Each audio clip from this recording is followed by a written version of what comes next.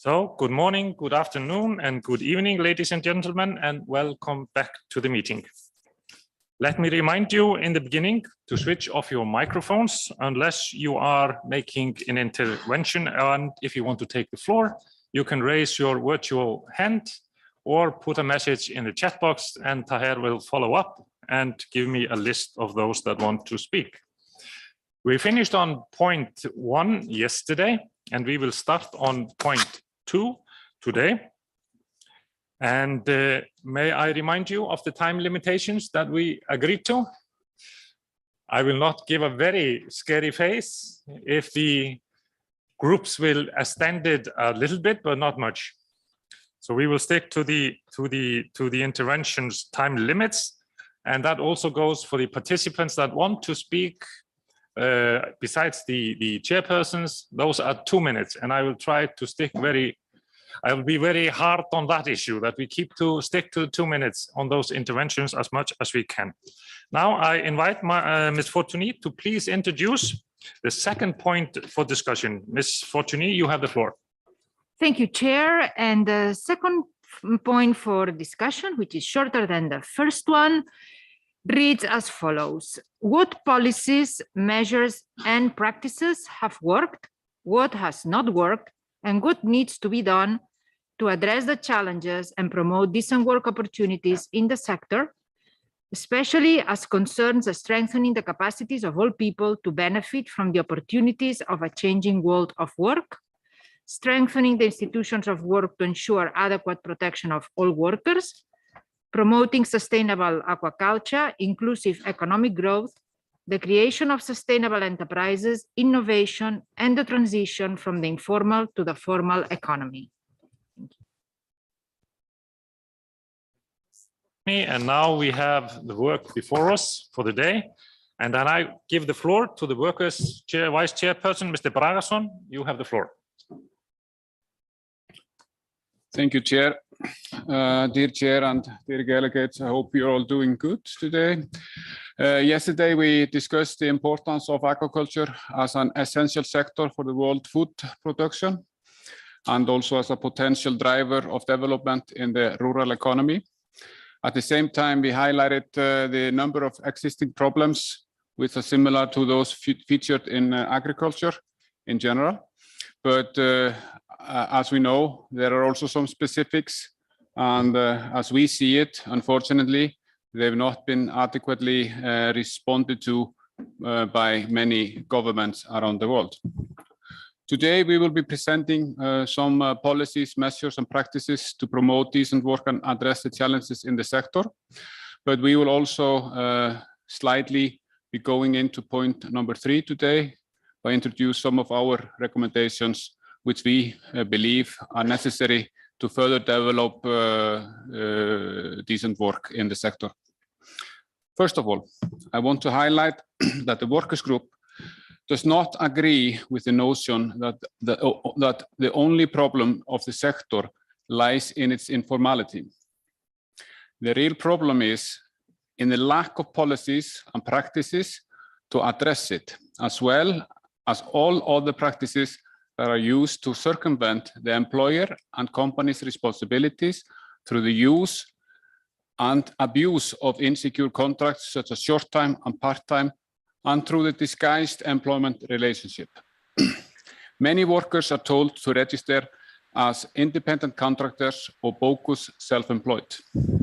This is a trend we have been seeing in Europe recently, and we see this as a highly worrying trend of companies refusing to accept their responsibility and to act in accordance to international labor standards. The workers group does not believe that we need more flexible and diverse work contracts, as it will only lead to more precarious working conditions and more informality. In the same sense, it is worth reminding that Recommendation 204, related to the transition from informal to formal economy, outlines as one of the guiding principles, and please allow me to quote, "In designing coherent and integrated strategies to facilitate the transition to formal economy, members should take into account the following. 1. The need to prevent and sanction deliberate avoidance of or exist from the formal economy for the purpose of evading taxation and the application of social and labor laws and regulations." The workers group also acknowledges that the COVID-19 pandemic has had big impact on the sector and intensified some of the problems. But as I mentioned yesterday, the truth is most of these decent work deficit existed long before COVID-19 and were not properly addressed in most countries before. But let's talk about what really worked. Let's look back into history. 100 years ago, labor exploitation and child labor was widespread in Europe, including in fisheries and fish processing. Working conditions were harsh and wages poor. The situation has changed because the workers in Europe organized in trade unions and used their collective power to force employers and governments to act. Freedom of association, the right to organize and bargain collectively, changed the situation, and it continues to play a vital role today. And you will be hearing about some positive examples from our colleagues later today. In the modern world, the 8 fundamental international labor conventions play a key role in establishing universal protection of human rights of workers against discrimination, forced and child labor, and guarantee the freedom of association. In the past decade, we have seen seafood workers organizing to exercise freedom all across the world. For example, in Philippines, Indonesia, Thailand, and many other countries. Everywhere these workers' initiative have faced a pushback. As we said yesterday, freedom of association remains a dream for many people. It is universal human right, and it is a state duty to grant it to all. But the governments have generally failed to guarantee this right to agricultural workers. This we need to change. We believe that the national policies for agriculture development should include human rights and decent work component, and they should be developed with participation of the workers themselves. Some good examples of such work already exist. In 2012 and 2013, the ILO supported the Department of Fisheries of Thailand in developing guidelines for the primary fishing sector in shrimp and seafood industry, in close cooperation with employers and trade unions. Those guidelines on good labor practices listed the key problems of the sector, including forced labor, child labor, lack of freedom of association, discrimination, poor wages, and working time, occupational health and safety, but they also provided clear recommendations to the employers on how to deal with those problems. The recognition of special needs of agriculture workers who were generally excluded from the coverage of national legislations led to the development of special standards related to agriculture. In 2019, the ILO governing body decided that it shall carry out awareness-raising activities and provide technical advice at the global, regional, and sub-regional levels on the ratification and effective implementation of the ILO convention that are of direct relevance to the rural economy and its strategic sector, agriculture. These conventions include Safety and Health in Agriculture, Convention number 184, the Labor Inspection Convention number 129, the Plantation Convention number 110, the Minimum Wage Fixing Machinery Convention number 99, the Tenants and Sharecroppers Recommendations number 132.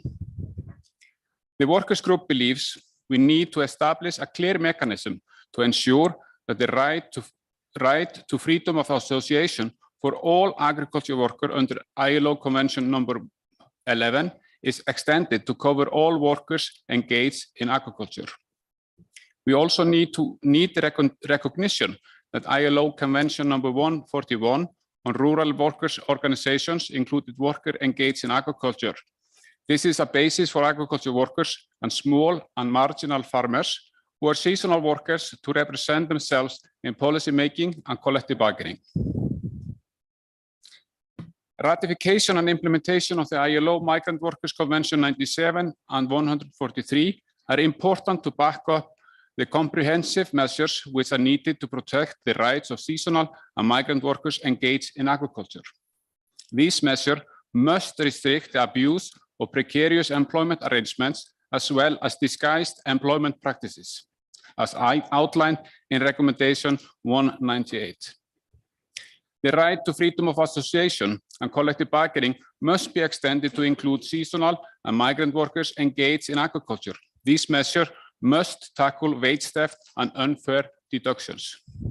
Finally, we need to address specific occupational safety and health issues, and the ILO should develop a code of practice on health and safety in agriculture, which would guide the national governments in developing standard methods of risk and hazard assessments and their elimination. We already illustrated yesterday some of the occupational safety and health issues, but it's also worth to pay a special attention to the role of climate change and the broader approach to environmentally sustainable agriculture. Dear Chair, dear delegates, another important field for the ILO intervention should be an international program which supports elimination of child labor in agriculture. As we heard yesterday, the strategic development goal to eliminate child labor is under threat. The child labor is on the rise again, in particular in West and Central Africa.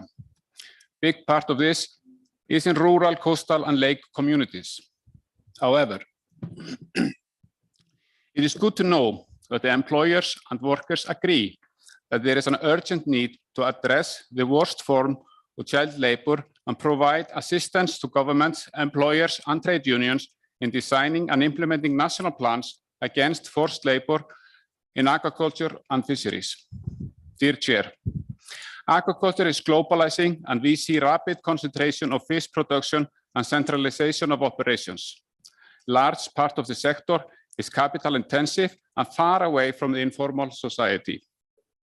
Many of the decent work deficits we have identified in the sector also apply to those large multinational companies. We believe that the role of the international business is setting up the standards and rules of the game, and that will be increasing in coming years. Multinational enterprises must respect human rights throughout their value chain and in all countries they operate. The ILO Tripartite Declaration on Principles Concerning Multinational Enterprises and Social Policy, the OECD Guidelines for Multinational Enterprises, and the United Nations Guiding Principle on Business and Human Rights are key multilateral frameworks providing guidance to enterprises on social policy and inclusive, responsible, and sustainable working practices. It should be in the interest of the multinational enterprises to promote a level playing field to avoid unfair competition with the supplier of fish and seafood tainted with human rights violation. All of this brings us again to the key question of this week, future of the work in aquaculture. How can we ensure that this future is based on the respect of human rights, fairness, and justice in the labor relations? It would be naive to suggest that we will find an answer to the question on what is the meaning of social sustainable agriculture at the current meeting. But we should request the ILO to use its expertise and develop a guidelines on the decent work and sustainable agriculture with the responsible time frame following this meeting. Thank you, Mr. Chair. And please allow me to pass the word to my colleagues representing workers from Uganda, Norway, New Zealand, and Ghana after later today. Thank you. As I understand it, Mr. Bragason, they will do that in the second round. Yeah, thank you. Mr. Muntem, you have the floor. Thank you, Chair, and good afternoon to you and the rest of the participants in this meeting. Contrary to my counterpart on the workers' benches, I will not go into details when it comes to question number 3, as I understood that Mr. Bragason did. I will keep to the point number 2 for discussion, what has worked and what is needs to be done. So in our discussion so far, we've all agreed that the sector generates major opportunities and will continue to do so given its potential for sustained growth in the future. To ensure we realize this potential and overcome the challenges, it's important we analyze what has not worked in the sector and what needs to be done in that respect. While all the elements we've identified under point number 1 remain relevant, we'll focus our intervention on specific elements. First of all, and as an overarching comment, we believe that there is no one-size-fits-all when it comes to the promotion of decent and sustainable work. The reality and the state of aquaculture is different, and we need to have policies which fit in the national circumstances. This is why social dialogue in its various form is a key tool to ensure as it responds to the direct needs of social partners. To start with, we've already explained how employers have struggled because of the impact of COVID-19 restriction, especially those linked to transportation. Transportation barriers, and particularly affecting the sector in light of the perishable nature of aquaculture products. All these barriers have increased operating costs for employers, which have struggled to sell their products, thus impacting levels of employment in many countries. Financial support for employers is therefore still an immediate necessity. One immediate way to ensure the sector is on the right path in the post-pandemic is to foster investment in the so-called blue recovery, along with policy reform, which can immediately create jobs and provide short-term economic relief, all the while fostering long-term economic growth and resilience. Specific attention needs to be paid to sector-specific bottlenecks we have been flagging previously, such as fluctuations of demands, transportation system, and congestion of trade flows. Investment should therefore be anchored in policies that support sustainable international trade. More broadly, investment should also facilitate the uptake of new technologies, especially for SMEs, as well as focus on social infrastructures such as school, transportation, which have all proven to lag behind in rural areas. These types of investments will foster social inclusion and alleviate some of unrealistic expectations that are placed on employers.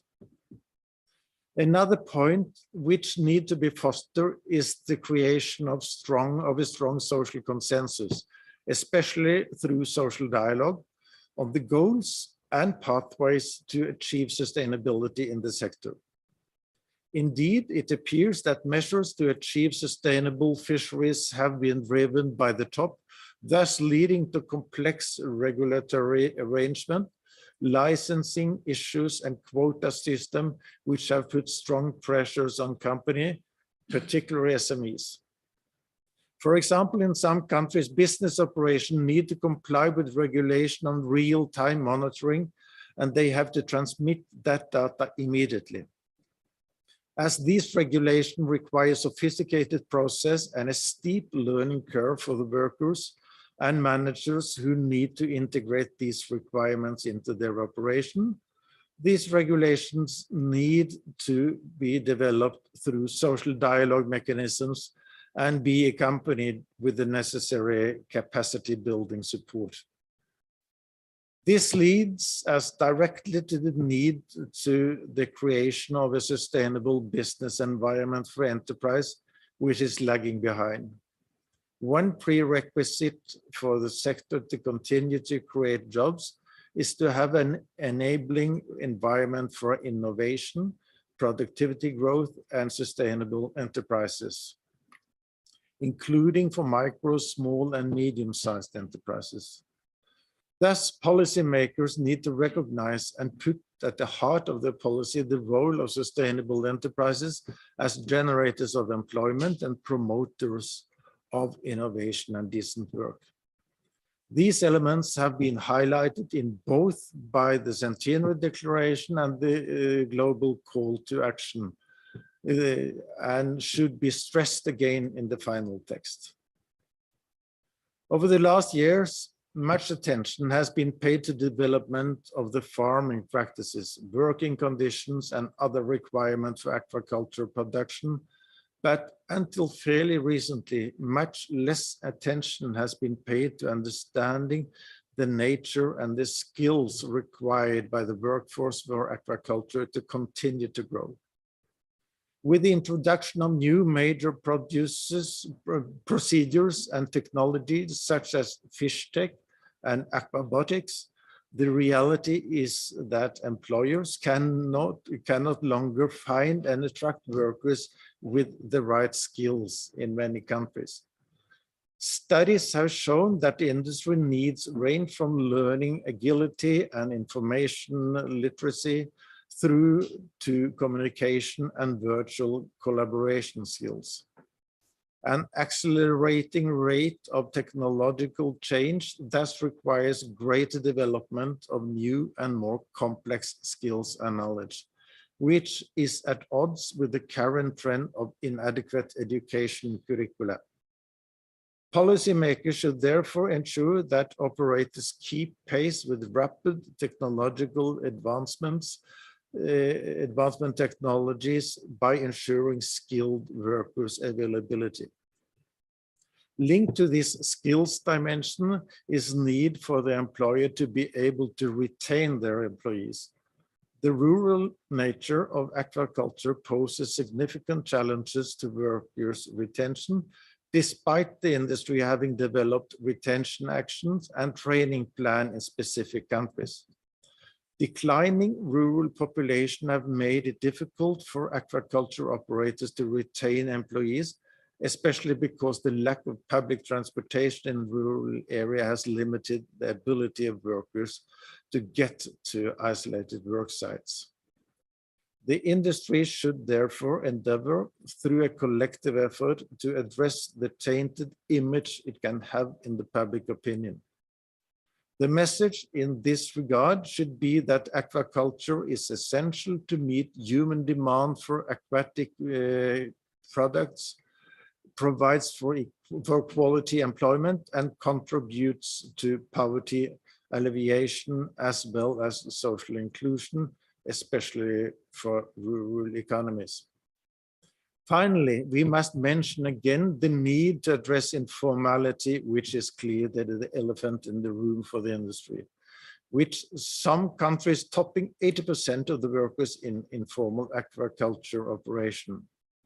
Informality is one of the major, if not the major cause for lack of labor administration, inspection, and compliance with national labor standards. Informality certainly needs to be tackled through a cross-sectoral and holistic approach. The report correctly highlights that the incidents of child and forced labor are prevalent due to large informality and other systemic challenges. Informality is also one of the major reasons why workers have limited access to social protection and decent working conditions. The pandemic has again highlighted the vulnerability of workers and employers in the informal economy, re-emphasizing the urgent need to create a conducive framework condition for companies to set up in the formal economy, to hire and grow in the formal economy, and to fully contribute to the needs and developments of societies and economies. Ensuring a transition to formality will also contribute massively to have in place sound, comprehensive, and sustainable social protection schemes, which are an integral part of a strategy for transition towards a sustainable aquaculture sector. In our view, social protection policies should be part of an overall approach to tackle informality and coordinated with vocational training and active labor market policies to ensure the long-term viability of the schemes. Here, guidance on what needs to be done can be drawn from the International Labour Conference 2021 with current discussion on social protection.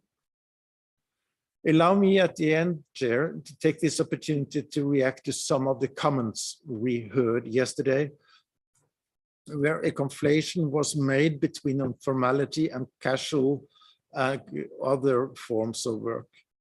ILO standards are very clear that these are two different concepts. When it comes to informality, the ILO recommendation 204, which was referred to by Mr. Bragason, provides a clear definition. The informal economy refers to, I quote, all economic activities by workers and economic units that are in law or in practice not covered in or insufficiently covered by formal arrangement. When it comes to diverse forms of work, which again are completely different from informality, these have proven essential in the aquaculture sector as they enable labor market participation and inclusion by responding to the needs of the workers and employers alike. As it was mentioned yesterday, the very nature of the sector requires a flexible workforce according to the seasonality and changes in production. So we would only agree with the workers that diverse forms of work are a tool for the formalization of employment, not the other way around. As such, diverse forms of work need to be promoted as tools for the formalization and as generators of work, of decent work. To conclude, Chair, employers have identified some of the elements that have not worked, others that are working, and proposed a solution for the way forward. We are convinced that with the proper business environment, with renewed investments in critical infrastructure, as well as in skills development and policy that focus on productivity and informality, the sector will be able to continue generate decent and sustainable work. Thank you, Chair. Thank you, Mr. Munthe. Now we have heard from the social partners, and now we would like to hear from the governments. Mr. Akkar, the Vice Chairperson of the Government Group, you have the floor. Thank you, Chair. I would like to start by thanking our colleagues who traveled to Geneva under these challenging circumstances. We once again heard from the workers' group representatives from Ghana about the impact that the current pandemic has had on different groups of workers, including the young and the elderly, and the impact it had on child labor. The International Labour Organization has a critical role to play in assisting its constituents to achieve an inclusive, sustainable, resilient recovery. Especially protecting workers' rights promoting decent work in both the formal and informal economy, particularly for women and young workers, and providing assistance to help enterprises recover and become sustainable. Especially today, as the pandemic continues to disrupt labor markets, we need to focus on promoting equal employment opportunities for all. During the pandemic, many of the governments have introduced social protection measures, including payments to families with kids and to other vulnerable groups, including retirees and women. The ILO Centenary Declaration for the Future of Work stresses the need to shape a future of work with full, productive, and freely chosen employment. Furthermore, it calls on the organization to harness the fullest potential of technological progress and productivity growth, including through social dialogue, to achieve decent work and sustainable development. Higher productivity is a primary source of improvements in living standards, the most sustainable way out of poverty and the basis of competitiveness in global markets. It's a key driver of economic growth, job creation, and shared prosperity. Given this virtuous circle of productivity, employment, and sustainable development, a coordinated approach is needed.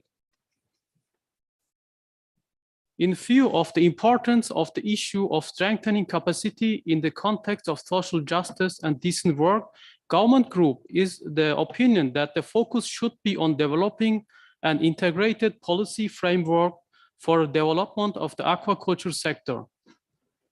This framework should address the drivers of productivity, equitable growth, and social and labor protection, anchored in the ILO's decent work agenda and its human-centered approach to the future of work. For the promotion of decent and sustainable work in the sector, the creation of sustainable enterprises and innovation are crucial. The new technological advancements should help address some of challenges related to working conditions in the sector and facilitate the creation of jobs in higher value-added activities. Investing into skills development should help to improve productivity and enable the workforce to better respond to the changing requirements of the sector. Equally important for the continued growth of the sector are investments in infrastructure development, including water and waste management. However, for the measures on new technologies and skills development to be effective, they need to be accompanied by efforts to address governance gaps. This includes strengthening legal frameworks, which should cover the aquaculture sector and include the promotion of rights at work, including the elimination of labor force, child labor, and other unacceptable forms of work. The extension of social protection, the promotion of decent incomes and wages on and non-discrimination, equality, and equal remuneration for work of equal value. Another important area of focus should be addressing the challenge of causalization of labor in the sector and the development of comprehensive national social protection systems, which cover all workers, including those in informal and insecure forms of employment. The development of adequate occupational safety and health systems should also be a priority. These systems should cover the agri-food sector, including aquaculture. The Government Group is fully committed to social dialogue and tripartism, which are the soul of the International Labour Organization. With these deliberations, these deliberations will lead us toward important conclusions on the promotion of decent and sustainable work in the aquaculture. Thank you, Chair. Thank you, Mr. Akar, for this intervention. Taher, are there any governments that have requested the floor? Yes, that I can see. None. India. India has requested the floor. You have the floor, sir. Thank you very much, Chair, for giving me the opportunity. Aquaculture is a growing sector world over, which now accounts for half of the world's fish food supply. It has got a lot of potential to provide employment opportunities and also to address the challenges of food and nutritional security. However, the sector is often characterized as informal, with underemployment and casual and seasonal work. The casualization of the wage labor in this sector has increased over the years. In order to tackle this problem, Government of India has introduced fixed term employment and has extended it to all types of establishment. It is a mode of work wherein an establishment hires an employee for a specific period of time. It has also been made clear in the Labour Code of India that a fixed term employee's working hours, wages, allowances, and other benefits shall not be less than that of permanent employee doing the same work. The sector's development is constrained by lack of people with technical skills in fish farming. For enhancing technical capacity of the workers engaged in aquaculture sector and to make this sector more sustainable, the National Fisheries Development Board of India has been implementing key projects based on available technologies by facilitating their transfer from lab to land so as to fast track the overall fish production and productivity. The skilling and capacity building of the workers are important tools to usher the transition from informality towards formalization.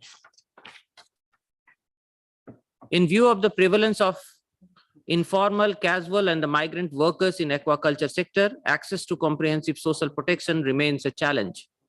In order to tackle this issue, Government of India has enacted Social Security Code, which makes the provision for making social security schemes for the informal and insecure workers. It also has a provision of Social Security Fund through which social security could be extended to these workers. Government of India has recently launched eShram portal on which all informal workers and insecure workers with their skill sets are being registered for the purpose of giving them social protection and social security, including medical care, sickness benefit, unemployment benefit, old age benefit, employment injury benefit, family benefit, maternity benefit, invalidity benefit, and survivors benefit. The sector by its very nature is exposed to multiple occupational safety and health hazards, which vary significantly depending on the type of aquaculture operation. In order to tackle these concerns, Government of India has enacted Labour Code on occupational health and safety. In the OSH code, the annual health checkup has been provided for the worker after a certain age. Additionally, to keep the standards relating to safety effective and dynamic, they can be replaced with changing technology by National Occupational Safety and Health Board. The code also provides for payment of at least 50% of the penalty imposed on the employer for the injury or death at the workplace to the aggrieved workers, in addition to the other benefits. For providing safe environment, a safety committee has been provided in all the institutions. While the sector provides important employment opportunity for the women, it continues to be characterized by gender-based wage discrimination and low level of participation of women in managerial position. In order to tackle this concern, Government of India has enacted Wage Code, which makes provision for equal pay for work of equal value irrespective of the gender. Moreover, India has ratified Equal Remuneration Convention of ILO and is adhering to it in toto. In order to eradicate child labor, government has enacted Child Labor Prohibition and Regulation Act, which completely prohibits employment of the children below 14 years in any vocation. It also prohibits the employment of adolescents in the age group of 14 to 18 in hazardous occupations and processes. It provides very strict punishment for the employers for the violation of the act. India also has a very robust labor inspection system, and India has ratified Convention 81 of the Labor Inspection System of ILO and adheres to it in letters and spirit. However, India is of the view that the labor standards should not be used for the protectionist trade purposes and should not be linked with trade and global supply chain, as it impinges on the comparative advantages of the developing countries. India is determined to address the challenges which the aquaculture sector is facing and would continue with its effort in promoting decent work agenda in association with the workers and the employers group. Thank you very much. Thank you. And we have a request for the floor from the government of Brazil. Government of Brazil, you have the floor.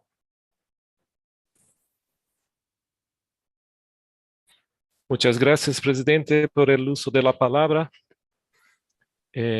Entendemos que la lucha contra el trabajo infantil está más allá de los problemas laborales y debe ser asociado con otras políticas sociales, especialmente la educación.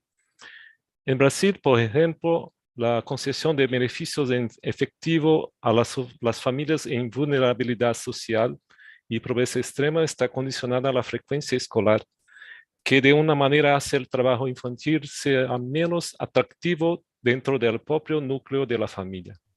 Sin embargo, la concesión de beneficios es solo el comienzo de una política de asistencia social, ya que el gobierno debe adoptar otras medidas para garantizar que los niños y adolescentes lleguen al mercado laboral en una buena posición. La necesidad de incentivar al aprendizaje profesional, ya sea a través de entidades privadas o no gubernamentales, como parte de este proceso, deja claro el papel de la educación en el futuro de los niños y adolescentes, ya sea para eliminarlos del trabajo temprano, ya sea para poder capacitarlos a su inserción en el mercado laboral. En Brasil, la legislación prohíbe el trabajo para niños menores de 16 años, excepto como aprendices de 14 años. A partir de esta edad, se permite el trabajo según la legislación específica con la condición del aprendiz. Brasil ha ratificado las convenciones 138 y 182 de la OIT. El trabajo infantil que involucra el buceo con o sin equipo está en la lista de las peores formas de trabajo infantil en la Convención 182 de la OIT, que la adoptamos en Brasil. Sin embargo, el trabajo infantil sigue siendo un desafío en el país. Brasil tiene reglamentos que incluyen sanciones para aquellos que colocan a los niños en el trabajo. Esta medida es un factor limitante, pero no suficiente para prevenir el trabajo infantil. Otra medida incluye el requisito de que cada niño de 4 años de edad debe estar en preescolar. Un número de teléfono está disponible para informar las violaciones de los derechos humanos y de los niños. En relación con el trabajo decente en la acuicultura, es importante tener en cuenta que esto debe impregnar a toda la cadena productiva, desde actividades primarias hasta la comercialización de pescado. Por lo tanto, la promoción del diálogo social, la participación de las partes interesadas y la mejora de las relaciones contractuales y laborales en las cadenas de producción de acuicultura, lo que aumenta la conciencia de las partes interesadas en sus responsabilidades sociales en cada vínculo productivo en la cadena, son esenciales para identificar y eliminar el trabajo de los niños y las situaciones de trabajo no decentes. Por lo tanto, la promoción del diálogo social, la participación de las partes interesadas y la mejora de las relaciones contractuales y laborales en las cadenas productivas de la acuicultura, al crear conciencia sobre las partes interesadas de sus responsabilidades sociales en cada enlace de la cadena productiva, son esenciales para identificar y eliminar situaciones de trabajo infantil y trabajo no decente. Brasil está consolidando diferentes políticas públicas relacionadas con la igualdad de género, con el fin de cubrir la mayoría de las cuestiones sociales relacionadas con las mujeres. Sin embargo, la igualdad de género y la protección son un desafío para ser abordado. En relación con las medidas en funcionamiento, hay también iniciativas de otros sectores apoyados por el gobierno de Brasil con un propósito de difundir la información de salud y seguridad del trabajo. Trajimos un ejemplo esperado del sector de la acuicultura.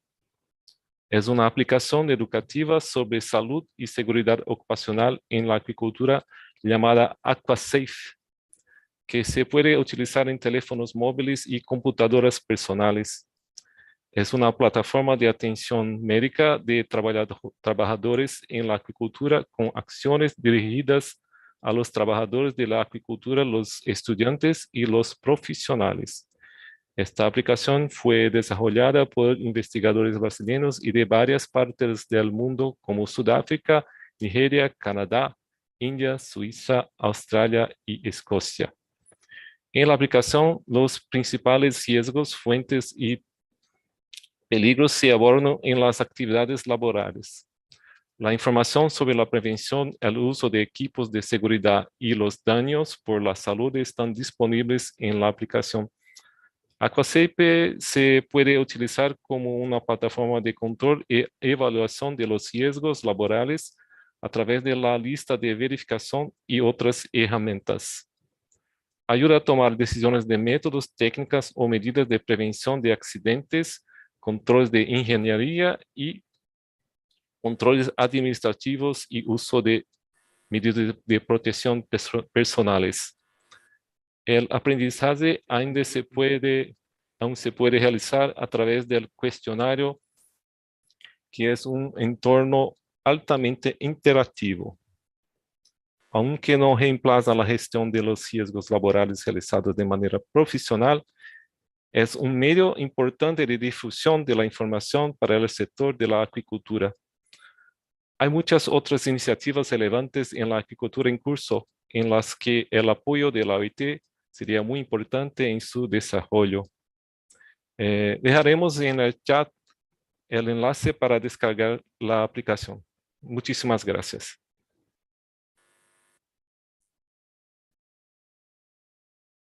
Bill, due to some technical issues, the government of Iran, which wanted to take the floor, is unable to do it.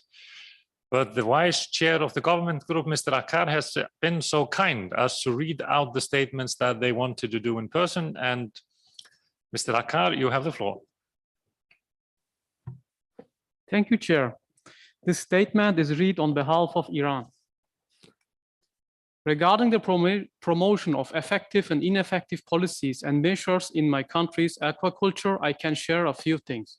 We promote aquaculture near aquacultural wells by spending energy and investing in the public and private sectors. Unfortunately, it led to development. But I think this development can be commented on from different perspectives, for example, from the perspective of public sector policymakers. It leads to increased production, and the per capita consumption of aquaculture was up to 60,000 tons per year. But from the perspective of large producers, it was a factor for negative fluctuations in the aquaculture market and endangering the biosafety of their farms.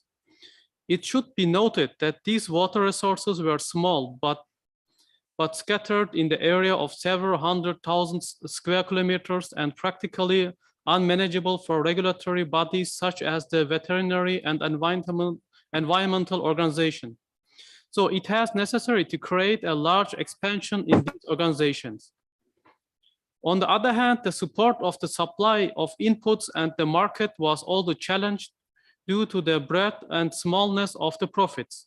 And in fact, all this must have a great impact on the unsustainability of such aquaculture.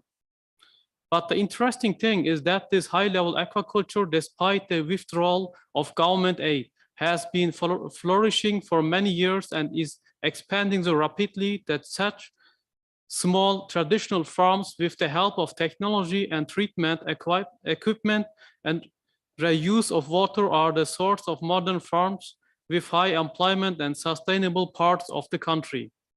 Perhaps due to the abundant phytochemical capabilities of agriculture wells and the possibility of unutilized harvesting and the attractiveness of aquatic products in the market. In my opinion, in order to solve the challenges and promote sustainable job opportunities in such rural aquaculture, it is necessary to educate all people and improve their knowledge and facilitate the provision of production inputs and market cycles by strengthening regional cooperatives. Make the rural community value the national interests to the extent of their personal interests and benefits. Due to the temperature stability of agricultural wells, such water resources have the ability to become modern production units with a production of several hundred tons per year. And therefore, workers and experts working in it can enjoy desirable welfare and social service under the labor laws of the country. Thank you, Chair. Thank you, Mr. Akar, on behalf of the government of Iran this time. On my list now, I have the government of Turkey. Government of Turkey, you have the floor.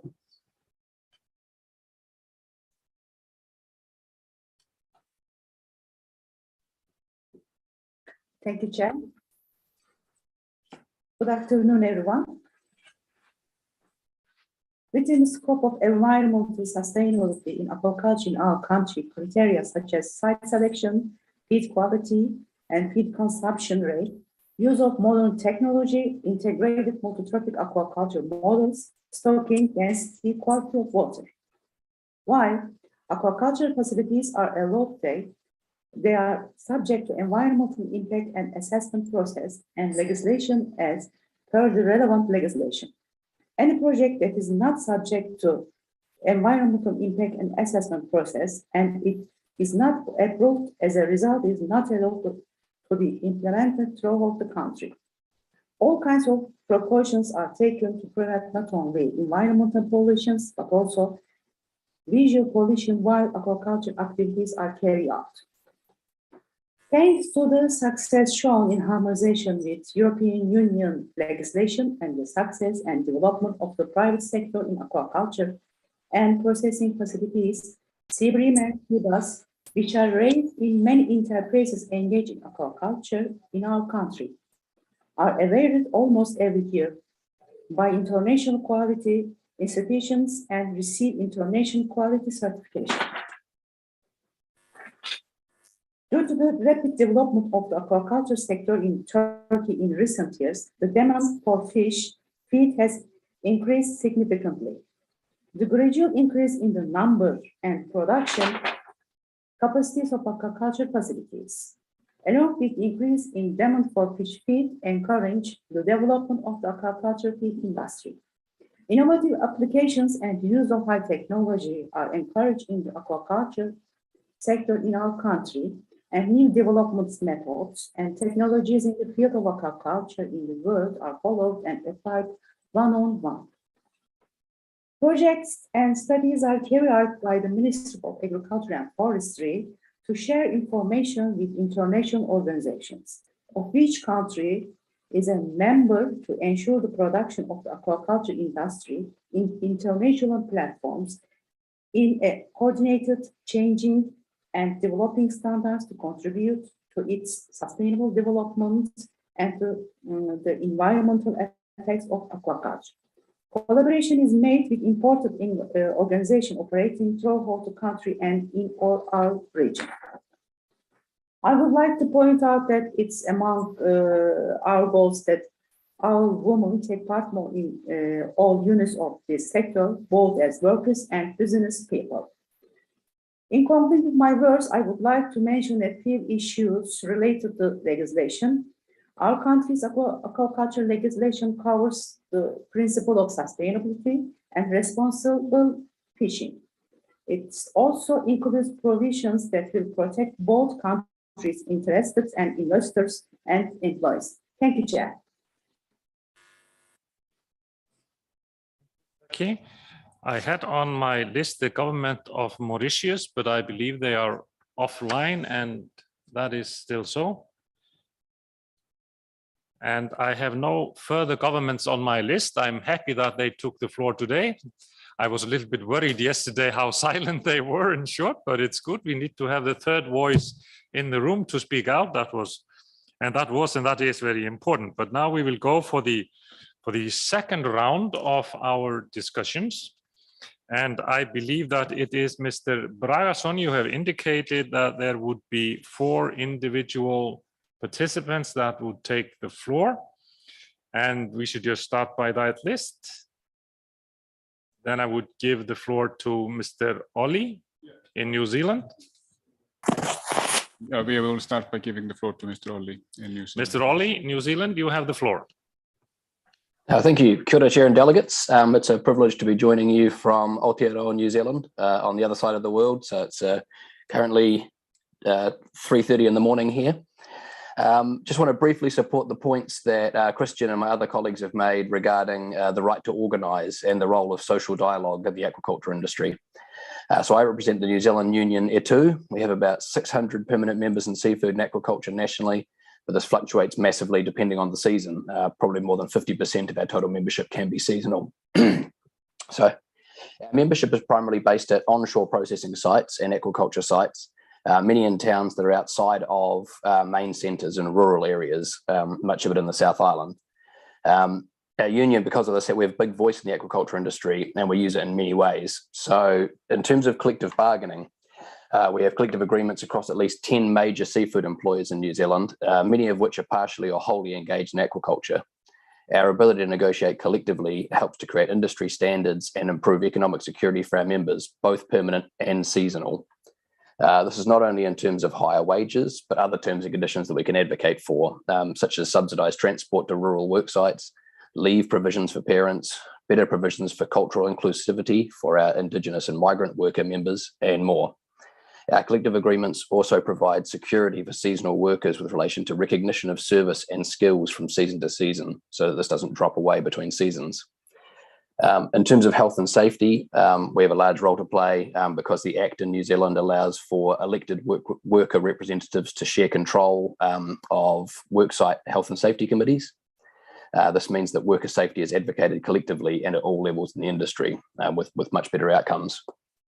To continue to build on this industry voice, we also have a number of ongoing and successful projects related to social dialogue, many of which are not yet concluded. So our union sponsors a community group, the Living Wage Movement. We have in the small town of Bluff, the Living Wage Movement has been engaged in a years-long project to improve economic conditions in this town, which is heavily reliant on the seafood industry, by advocating for the living wage for all workers in this region. We are also advocating for the introduction of industry-wide fair pay agreements, which are overarching employment agreements that will be tripartite, so between unions, employer groups and the government, and provide minimum standards that underpin collective bargaining made at an employer site level. Our members are also engaged in the New Zealand government's industry transformation plans, which are tripartite also and funded by the government. The aim of these is to provide frameworks for skill development, wage pathways, higher productivity, and more secure jobs in New Zealand industries, including in the growing aquaculture sector. Lastly, just in terms of environmental sustainability, our union has a big role to play in just transition programs and processes between older modes of production, specifically in seafood with wild caught seafood, into more sustainable aquaculture practices. Our advocacy in terms of just transition has been successful in other industries such as oil and gas and postal services, and now moving into other sectors. So this means we have outcomes such as sponsored training, compensated job transitions, job protections, and other provisions which allow skilled workers to continue to contribute towards this changing economy. Thank you very much. That's all I have to add. Thank you, Mr. Ollie. And I hope that you will make sure that you will get a continuous rest, at least for 11 hours before you return to work, and make sure that your union respects that. You don't show up for work until you had a good rest, since the time in New Zealand is that late in the night. And now I have a Mr. Henry from Uganda that would like to take the floor. And please be mindful that the limited time limit is 2 minutes for the intervention. So now it is Mr. Henry from Uganda. You have the floor. Thank you so much, Chair. The Vice Chairpersons of all the social partners, dear delegates. My name is called Henry Mukasa, General Secretary Fisheries Union Uganda.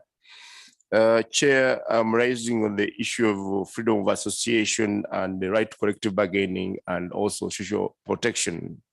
Chair, what I wanted to share with the colleagues in the House is that via that, labor unions in Uganda were able to negotiate a 20% access to NSSF saving for their members.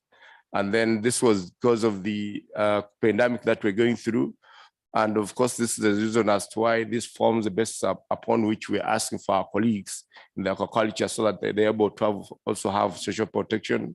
And then at the end of the day, I know the pandemic is not yet to go. So that's the reason as why we're saying no, right to collective bargaining and also right to association vis-a-vis social protection is very important for the workers in the aquaculture. Chair, I beg to submit. Thank you, Mr. Henry. And now I have on my list from Norway, Mr. Jørgen. Mr. Jørgen, you have the floor. Oh, sorry. You have to take your headset away. Move it away from the microphone. If you are connected on your laptop or your computer, you have to remove that too. Then we have, now you're good. Now we are better. Okay, thank you. I'm sorry for spending my first half minute on that. Mr. Chairman, thank you for giving me the floor. My name is Jørgen Kaurin from the Fellesforbundet. We organize. We are still having some problems from your microphone. I will not deduct it from your time. We will just figure out.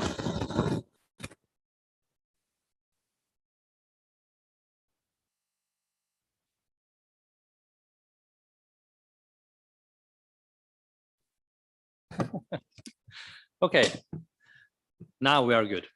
Go ahead, sir. Thank you. I'll start again. My name is Jørgen Kaurin from Fellesforbundet Norwegian Union. We organize also aquaculture workers. And today, 2 years and 2 days ago, our member and aquaculture worker, Mr. Paul Arne Seim, disappeared in the sea outside northern Norway, and winter storms there make harsh and dangerous conditions. His team was surprised by a storm coming earlier than expected. The boat was not safe in a storm and capsized. Search continued for a long time, but he was never found. And I think that Paul's death serves as a terrible illustration that work in aquaculture is Norway's second most dangerous job after fisheries. And therefore, we as a strong union in Norway, we are happy to partner with our counterpart in developing HSE in the sector. A joint committee has developed health and safety guidelines. The collective bargaining, national collective bargaining agreement entails a lot of points for safer working conditions where managers and workers' representatives shall work together. We also work together with the employers on other issues, both at national and at business level. Last week, for instance, the joint committee started work on stopping sexual harassment, which is a problem both in fisheries and aquaculture. And there is a rapid technological development in the business, and we therefore cooperate on training and education for this to happen in the best way for both businesses and workers. And this is also tripartite. On the health and safety side again, I would like to raise an example from a company called Aquagen, where a big joint effort was made to bring down overtime. That's an important safety measure as well. And the strong union and the cooperative employers made this possible.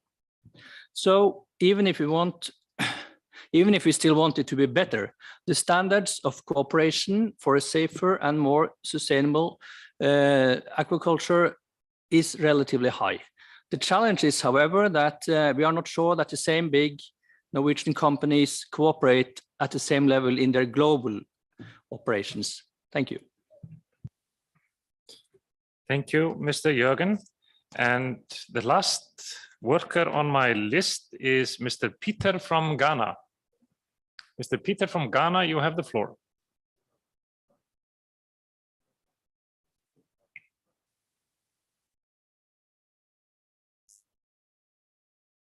Andrew Sunder. I just wanted to make some comments on the union request that the ILO should develop a code of practice on safety and health in aquaculture. This should be based on further ratification of ILO Convention number 184 on safety and health in aquaculture. We believe that and you can see some photos from Thailand of workers actually cleaning out a pond. This was an ILO project, I would add. The code should focus on introducing or strengthening worker health and safety representatives in aquaculture as per ILO Convention 184.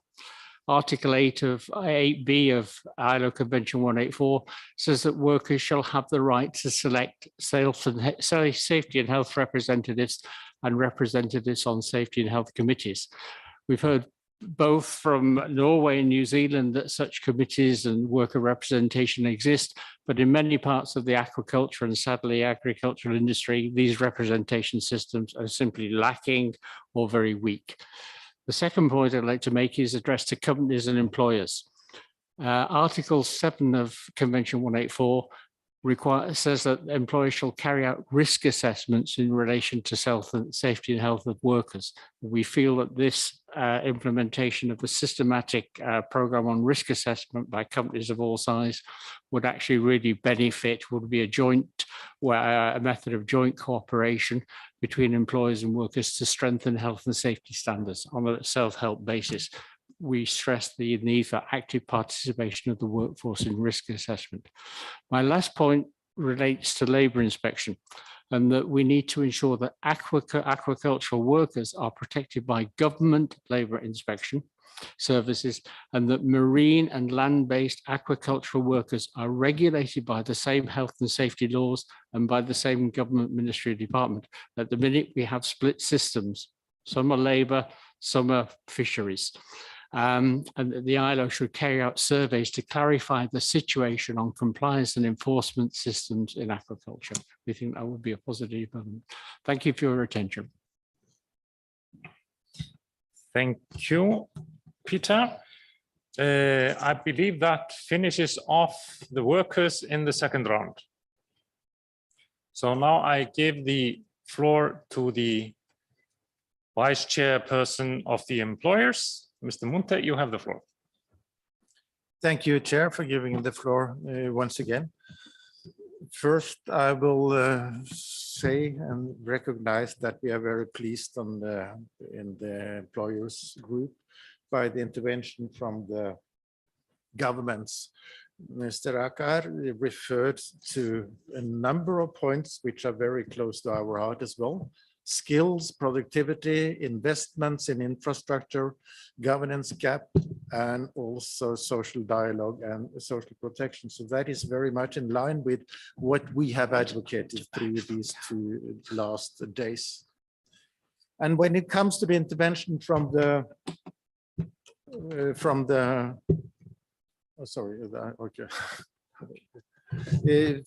worker side, we agree in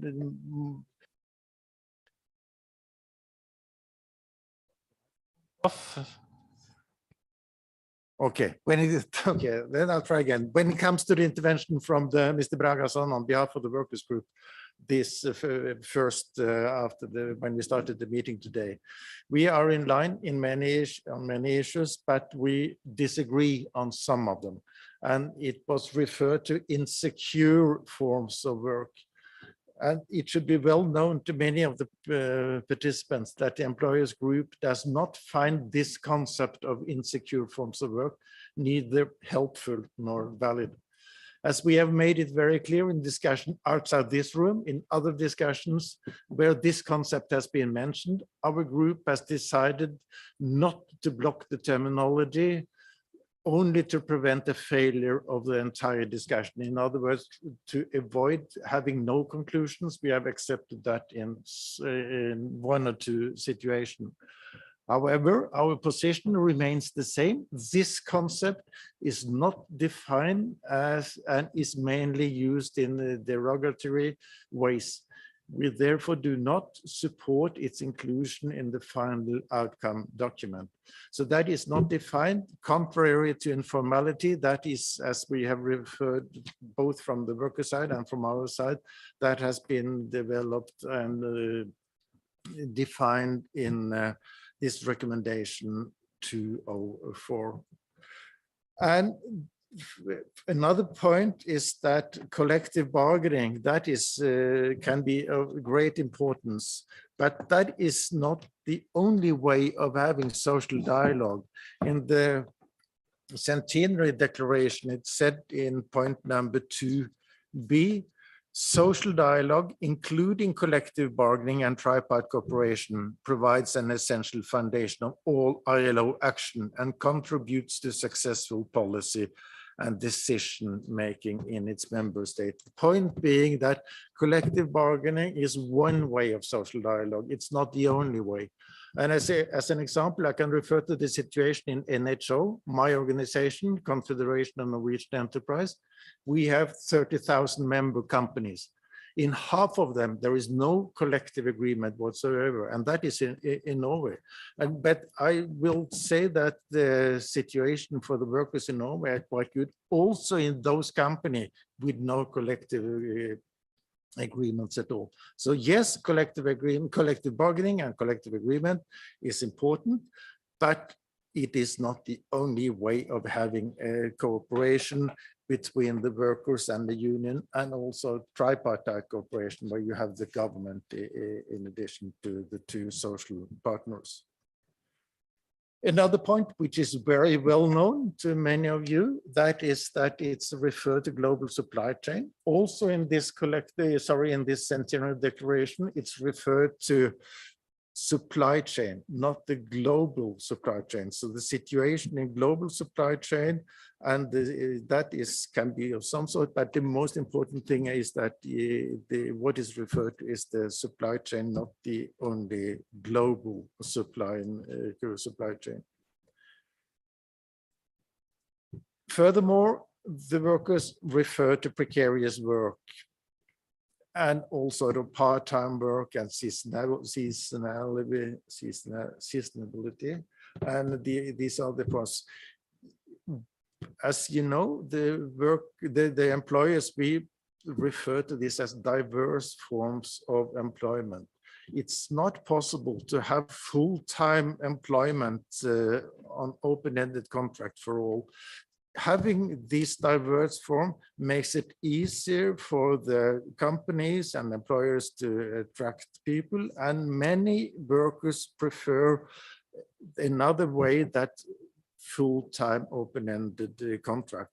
So we can have diverse form in the concluding in the final text, but it should have then a positive spin.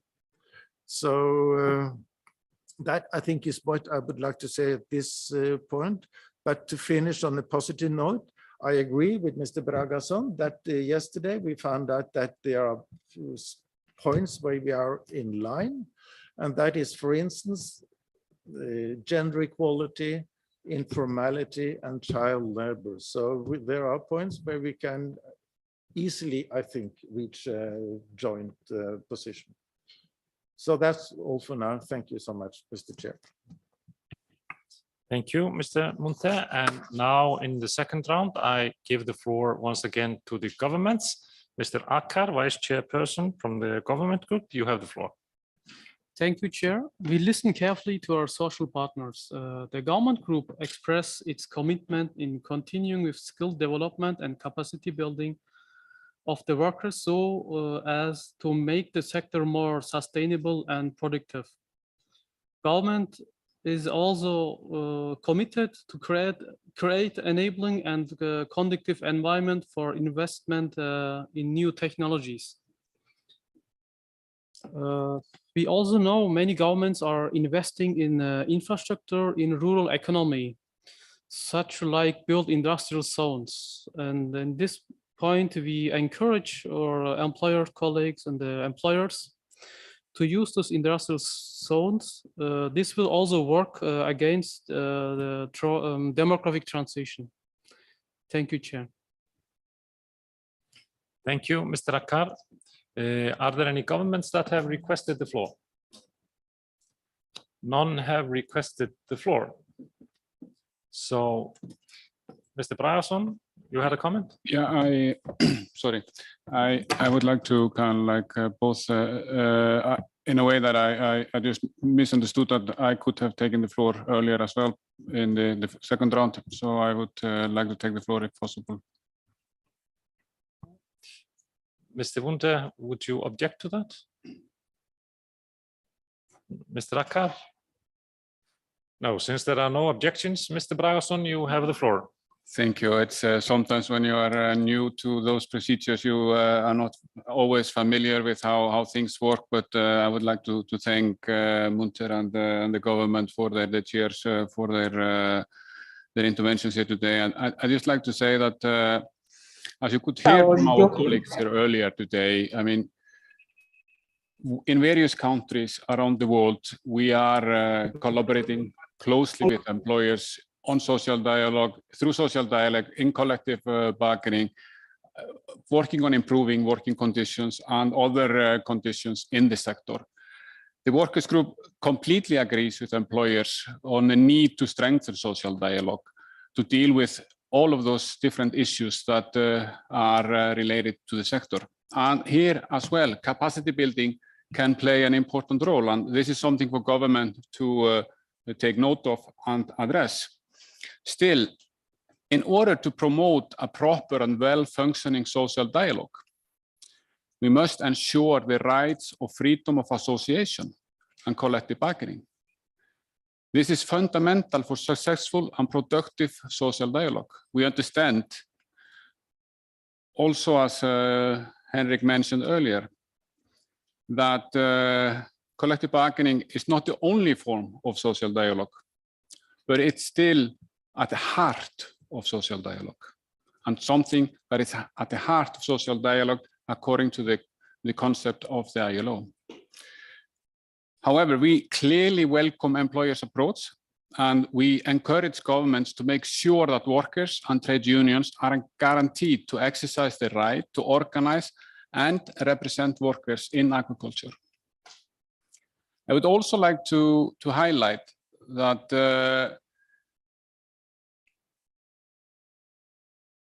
that we agree with the employers in their evaluation of the importance of social protection to address informality, enhance rural development, and give additional protection to vulnerable groups such as migrants and seasonal workers.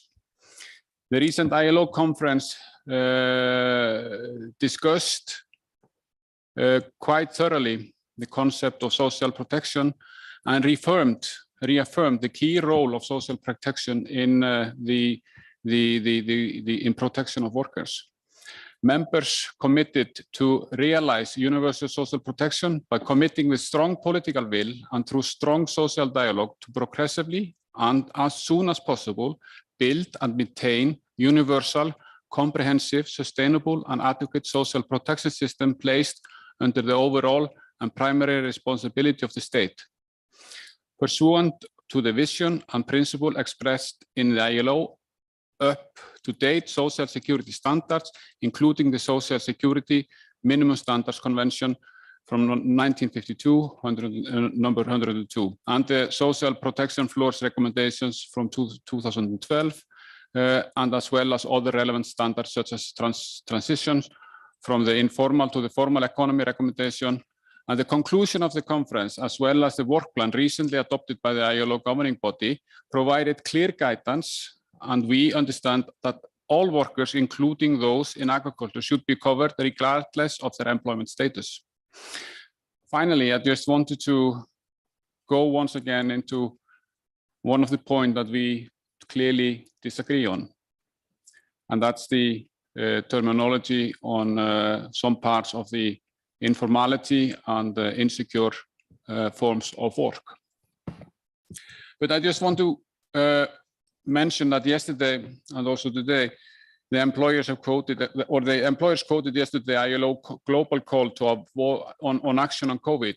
And in this call, The ILO called on its members to prioritize and mainstream strategies to address the informal economy and insecure forms of work, which have been particularly affected by the crisis, including through research, development cooperation, and policy interventions and guidance. And in conclusion on inequalities adopted last Saturday, the following points were highlighted. Workers in insecure forms of work and the informal economy, especially women and disadvantaged groups, have been disproportionately harmed by income loss and other negative effects. The COVID-19 crisis has increased in numbers, affecting mostly those occupying lower paying jobs and insecure forms of work. Fundamental principles and rights at work must be guaranteed to all workers, regardless of their employment relationship, including workers in insecure forms of work in the formal and informal economy. Implementation of collective bargaining system and measures for equal pay for work of equal value and pay transparency, among other measures, including in the supply chains, are key for fair distribution of the fruits of economic progress. With that said, I just wanted to illustrate that it's clear that the governing body of ILO sees a clear link between informality and the insecure forms of work, something that has been highlighted by the employers should not be made. But I just wanted to make that link here today. Thank you. Mr. Bragason, and I think it is appropriate after this intervention, which is exceptional, since you got the spoke again, I would ask Mr. Munte if he would like to comment on that speech, just to be absolutely fair to both parties.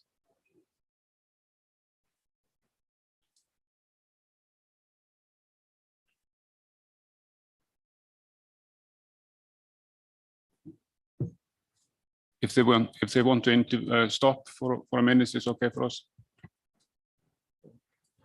Mr. Monte, you have the floor. This will be a repetition of what has been said earlier, that is the most widespread where you have a decent work deficit, that is the informal sector, and that has to be underlined. And it's to this insecure forms of work is a concept and a notion that we are not happy with, and I pointed out why. We have accepted it, as Mr. Bragason correctly pointed out. That was the reason to have conclusions at all. So, but we made it very clear that we were not happy to have it in the first place, and we will not accept it in this conclusion from this meeting. Thank you. Thank you, Mr. Monte. We have that on the record. And if the governments would like to intervene, because we have some time, actually, we should have finished now in 40 minutes. So we have an opportunity. Those would be the last speaking round if the government would like to take the floor. Mr. Akkar. Thank you, Chair. We don't want to take the floor.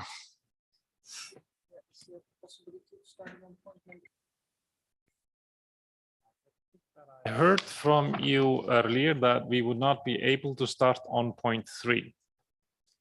And that applies to the workers and the governments and the employers. Ready, I gather? Yeah, we are ready, but we can't do it. We're the only group who are willing to do it. So we accept that the situation is that it is, that we will do point number 3 tomorrow.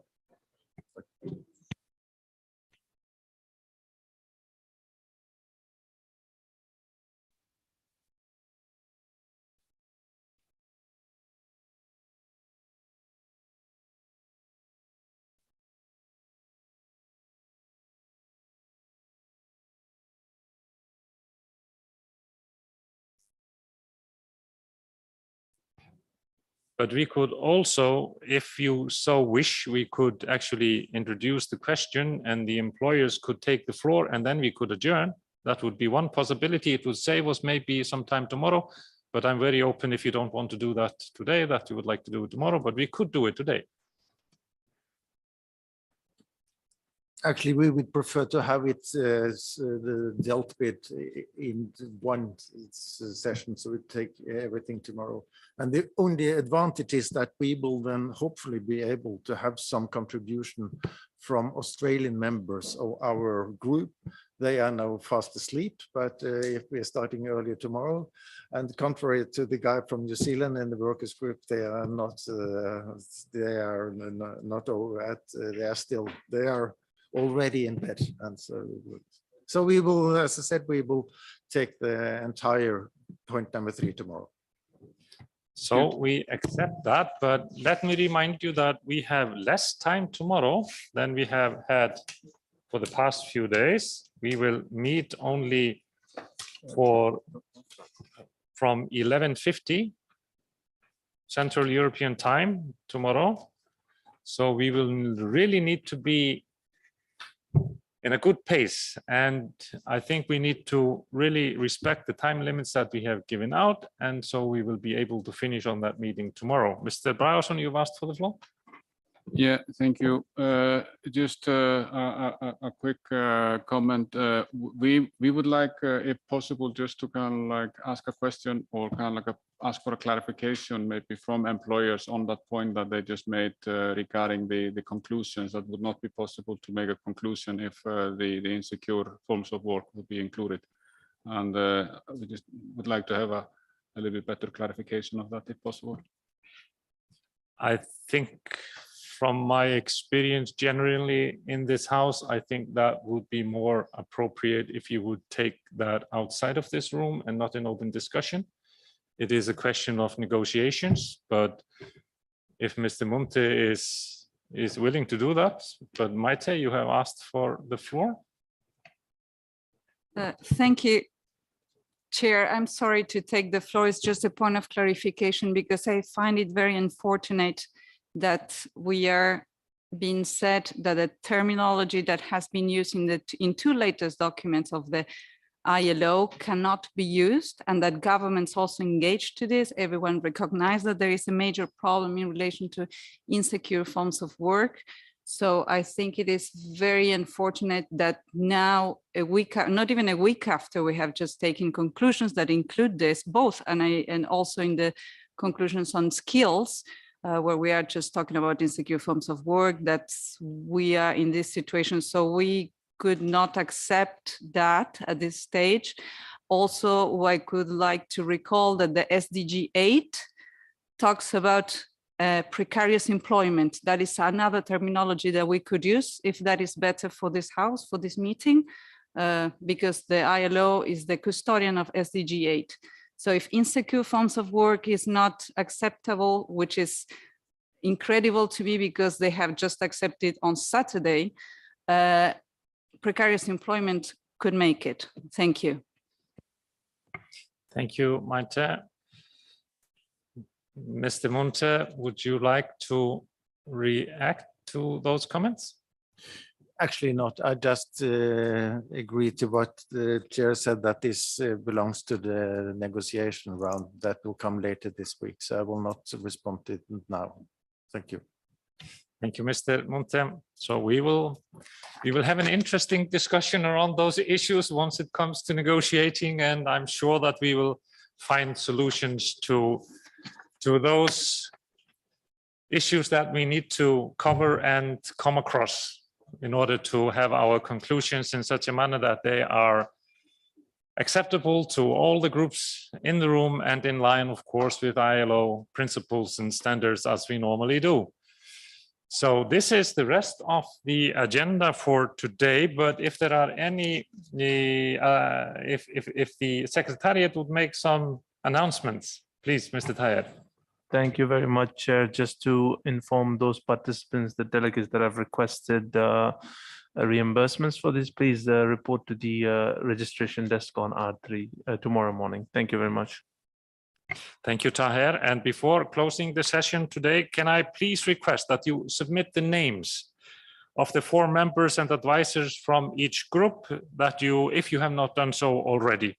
And this is for the working party on conclusions, and we need to have those 4 names. Finally, I would like to thank the interpreters. As you know, social dialogue in this house would be impossible if we did not have interpretation. So thank you. This time and always, you do a very important job for all of us in this room. Thank you once again. With that, our session for today is now closed. We will meet again in the next plenary at 11:50 tomorrow morning. Meeting adjourned.